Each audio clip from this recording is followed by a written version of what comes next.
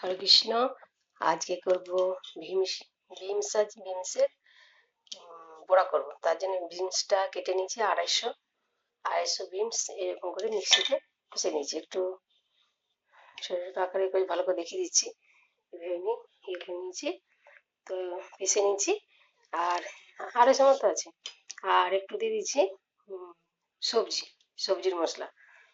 আর এক বাটি বেসন নিয়েছি, এতে দিয়ে আর মেখে নেবো। আর এর সঙ্গে যেগুলো দেবো দেখিয়ে দিচ্ছি। এর সঙ্গে দেবো দুটি ধনেপাতা কুচি নিয়েছি, কয়েকটা কাঁচা লঙ্কা কুচি নিয়েছি, আর একটু হিং নিয়েছি, একটু খাবার সোডা নিয়েছি, আর এটা যে গোটা জিরে গুঁড়ো, আর একটু নুন। তো এই উপকরণগুলো সব দিয়ে আর আমি এইটা মেখে নেবো, তারপরে দেখাচ্ছি। উপকরণগুলো সব মাখা হয়ে গেছে, ভালো করে মেখে নিয়েছি।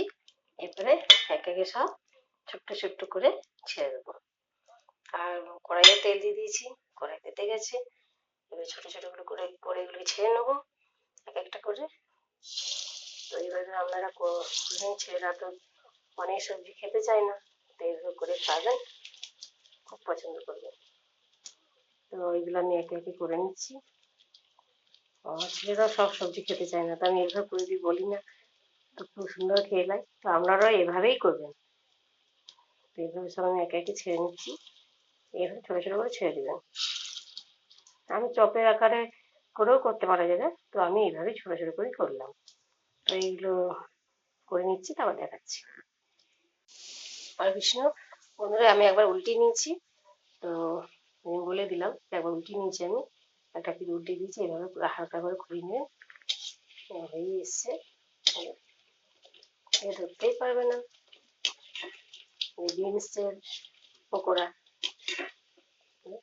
হয়তো আর পকোড়ার মতনই দেখতে লাগছে। এইভাবে করবেন, দিবেন বাড়ির সবাইকে, বড় ছোট সকলকে দেবেন। কত সুন্দর উঠেছে। যে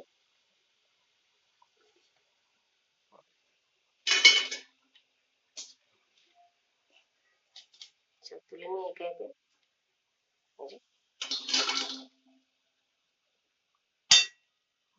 তুলে নিচ্ছি। যে এইভাবে হয়েছে, যে এরকম করেই আপনারা করবেন, খেতে ভীষণ ভালো লাগবে। আমি এভাবে করেছি, কত সুন্দর দেখতে লাগছে।